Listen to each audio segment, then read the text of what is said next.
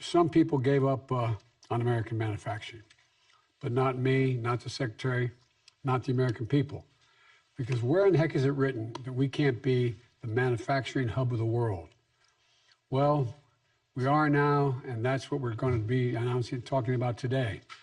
It's about my industrial strategy to bring America back, manufacturing and industries of the future, semiconductors and clean energy. That includes the Bipartisan Infrastructure Law that I signed, and it was a once-in-a-generation investment in our nation's roads, bridges, railroads, ports, airports, water systems, and high-speed internet. Federal infrastructure funding is helping states and cities with these projects all across the country. But the infrastructure law also invests in people and companies that are going to build our future, like electric vehicles and advanced batteries that are going to power those vehicles. This is critically important because the future of vehicles is electric. But the battery is a key part of that electric vehicle. And right now, 75%, as the folks on the screen can tell you, 75% of that battery manufacturing is done in China. And for some battery components, critical materials, China controls nearly half the global production. But China's battery technology is not more innovative than anyone else's. In fact, our national labs, our research universities, our automakers led the development of this technology here in America. But by undercutting U.S. manufacturers with their unfair subsidies and trade practices, China seized a significant portion of the market. Today, we're stepping up to hold, to take it back, not all of it, but bold goals and actions to make sure we're back in the game in a big way. And we're doing it right away, centered around workers and communities and building the economy from the bottom up and the middle out. Last year, I signed an executive order setting the goal of having 50% of all new cars and trucks sold by 2030 to be electric vehicles. Auto companies, unions, and the federal government are all working together to meet this goal. I signed into law the Inflation Reduction Act, the biggest investment in climate ever in all of history. It includes tax credits for up to $7,500 for folks to buy new electric vehicles or fuel cell vehicles made in America. And for the first time, you get a tax credit for buying a used electric vehicle. The CHIPS and Science Act that I signed into law is literally supercharging our efforts to make semiconductors, those small computer chips that power our everyday lives, including our vehicles here in America. And the infrastructure law is investing $7.5 billion to build electric vehicle charging stations all across America. So finding a place to charge up your vehicle is going to be as easy as pulling into a gas station. So earlier today, I talked about our efforts to keep gas prices down at the pump without delaying or deferring our transition to clean energy. Electric vehicles are part of that plan. And since I took office, electric vehicle sales have more than tripled. But with more electric vehicle sales, the demand for batteries and the critical minerals that go into those batteries has grown and is going to continue to grow. In fact, the demand for critical materials is set to skyrocket by 400% to 600% over the next several decades. The demand for minerals like lithium and graphite is expected to increase by as much as 4,000%. Some see a challenge, but we see an opportunity, a real opportunity, to shift to a net zero sum carbon world in one of the most significant economic transitions since the Industrial Revolution. That's not hyperbole, that's a fact. We're also confronting it head on with American ingenuity and American jobs. That's why my infrastructure law invested over $7 billion in battery supply chains that are going to bolster U.S. capacity for processing, manufacturing, and recycling critical minerals like lithium, nickel, and graphite. And that's why today I'm proud to announce $2.8 billion in awards to 20 companies represented on this screen across 12 states funded by the Infrastructure Law, to build electric vehicles in a battery future here in America. Nearly 200 companies applied for these grants. Only 20 were selected, from Georgia to North Carolina to Nevada to the state of Washington. We have awarded this funding, and we've asked companies how they're going to partner with community colleges, minority-serving institutions, labor unions, and local organizations to provide job training for workers and benefits for the whole community. Together, these 20 companies are going to build new commercial-scale battery production and processing facilities all across America. They're going to develop lithium to supply over 2 million vehicles every year. And that $2.8 billion investment is going to unlock billions of dollars in private investment from these companies. That means the projects are going to generate $9 billion total for American manufacturing and the battery supply chain across America. And that's going to create thousands of good-paying jobs, many of them union jobs that require college degrees, that don't require, I should say, college degrees. You know, on top of the $9 billion, since I became president, other companies, including GM, Ford, Honda, Siemens, have announced over $100 billion in new investments to produce electric vehicles, batteries, and charging stations here in America, creating thousands more jobs. Today, I'm announcing the launch of the American Battery Materials Initiative.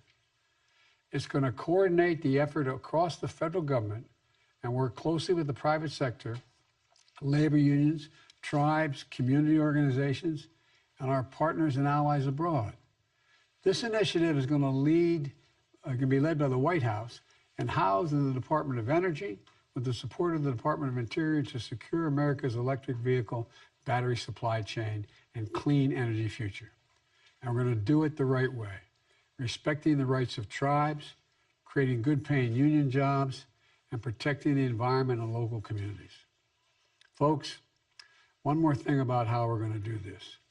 You may have seen the news reports describing Republicans who voted against the infrastructure bill, attacking Democrats for passing it because it's socialism.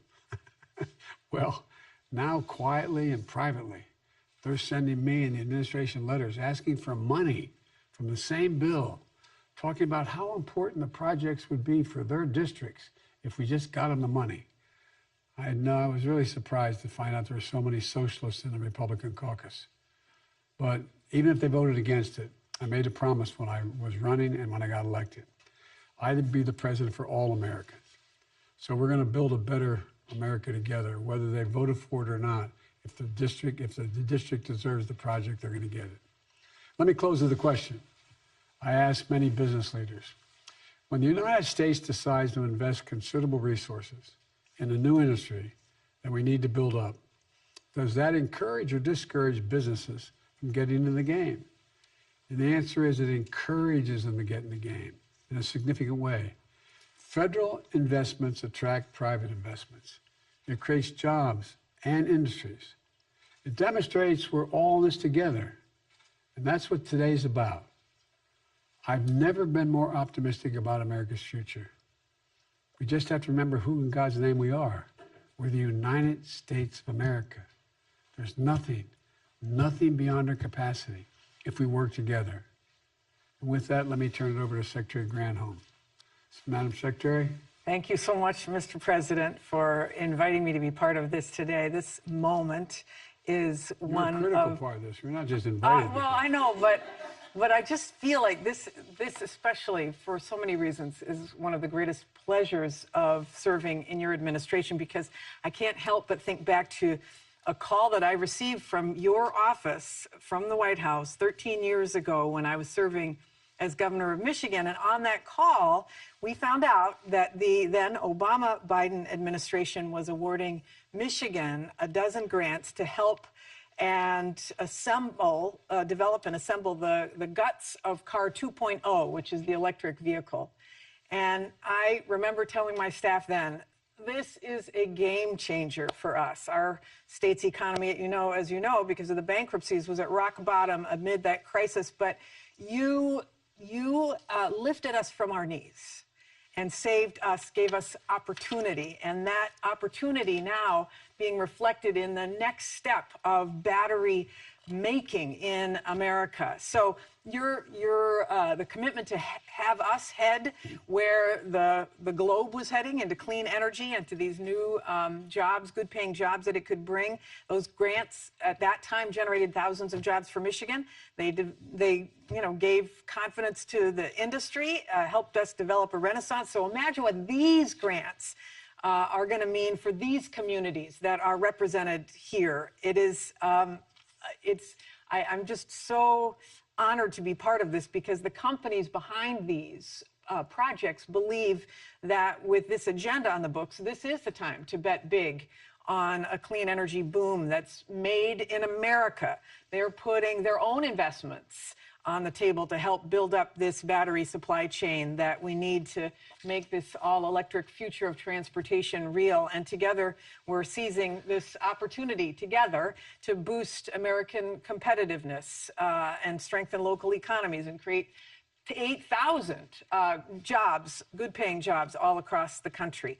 So 13 years ago, Joe Biden visited Detroit to announce grants that would make Michigan a leader in American EV battery production. I was proud to stand with you then, sir. I'm proud to stand or sit with you now here at the White House as we set to make America a leader in global electric vehicle battery production. And I know we've got all these great people here on the screen who are the grantees, the awardees, who are going to make this happen across the country. I want to ask a couple questions and, of course, invite you to participate, sir, as you see fit. Let's start with Phil Brown. Phil is the president of ICL Group's Phosphate Specialties Solutions. And Phil, my understanding, you're there in St. Louis, that your St. Louis plant is going to employ more than 150 people. And I wonder if you can tell us about the work that you're doing there with unions and make sure that the folks in the surrounding community can take advantage and can access these good-paying jobs. Absolutely, Secretary Granholm and President Biden. We are excited. We really are excited. St. Louis has a rich history of manufacturing, and we have a big part of that, and we are really proud to be a part of that. We've been manufacturing here on the Mississippi River for over 140 years in South St. Louis, and we're excited to bring these 150 new manufacturing jobs with the support of our local union. We have our union president, local union presidents, Mark Smith, here with us. We've had great support with them and the local community around this project. And, you know, we're also going to bring a couple of dozen STEM and science engineering type of roles. And we're doing a lot of outreach with the local community to make sure that those jobs are coming from our local diverse communities here in St. Louis. Phil, you mind if I ask you a question as well? You know, absolutely. Understand this plant's the first of its kind in the United States. How's this plant going to strengthen our battery supply chain in the United States? Absolutely, and you're absolutely right. This will be the first of its kind in the Western world to produce lithium iron phosphate. And it's really going to utilize our abundant resources that we have here in North America and the USA to develop a secure supply chain that the entire industry can rely upon, that they can get the materials they need to make their investments to develop the further downstream products from where we will start. You know, it's expected that lithium iron phosphate will be something like 30% of the cathode types of lithium batteries in the future. And that's huge. And it's important that we show the support from ICL's perspective. You've shown the support from the US government side to support those clean energy initiatives. And last, I would say the technology to produce lithium iron phosphate was invented here in the US, and it's time to bring the manufacturing of it back to the US as well. I have one more question, if I may. One of the things that has excited me about what we're doing here and beyond is that a lot of these jobs are going to be good paying jobs that do not require a four-year degree. are you reaching out to the community colleges? You're reaching out to the community writ large to let them know that they could qualify for some of these jobs? Absolutely. We have a number of different ways that we work locally with civic organizations, student-based organizations, community colleges, our local unions, to make sure that we're recruiting, training, and enabling those people for these jobs.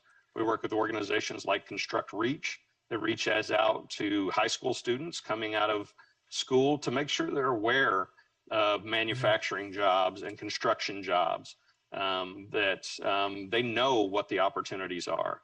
Our partners in this project as well, people like McCarthy, we have aligned goals around those things. They're great supporters of pre-trade union programs, apprenticeship programs, and we'll be working together with civic organizations like Greater St. Louis, who was part of the Build Back Better plan and putting forward a plan for St. Louis as part of that, and making sure that we're reaching out to our local communities and making sure that we represent the diversity of St. Louis in these projects. Well, that's great to hear, Phil. Thank you very much. All right, that's so awesome. Thanks, Phil. Let's now go to Kimberly Medford, who is the president of NTEC. Kim, I know that your company has plants all across the world and you produce battery separators. Lots of places to invest across the globe. Tell me, why is NTEC choosing to scale up operations in the United States? Oh, you're muted. You're still muted, Kim. Wait, Kim. Wait, can you hear? Can you hear us? Because you're muted. You're muted. Sorry about that. There we go. It's okay. That is my failure to follow instruction, even though your team was amazing, Mr. President, in helping us to know what to do. Thank you both so much for having us here today. You're right. You could do this in lots of places in the world. And I just really want to start by thanking our local delegation for how supportive they've been in Oregon. Senators Wyden and Merkley and Congressman DeFazio and Schrader and the whole Oregon delegation have been just amazing teammates in the overall effort to really spur the U.S. to a leading role in the global adoption of clean advanced battery technologies.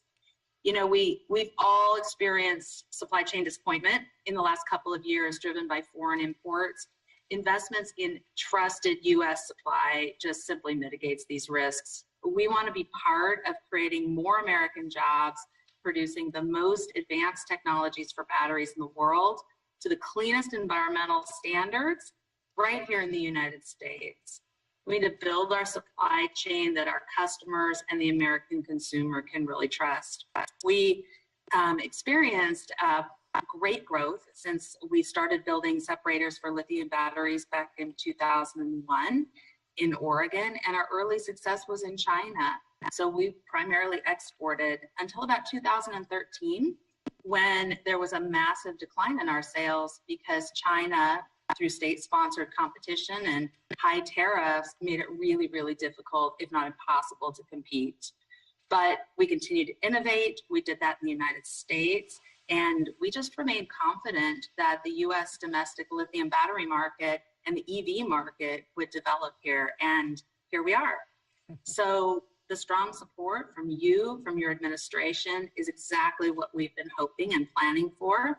And now we get the fighting chance to compete globally right here from the United States with American operations.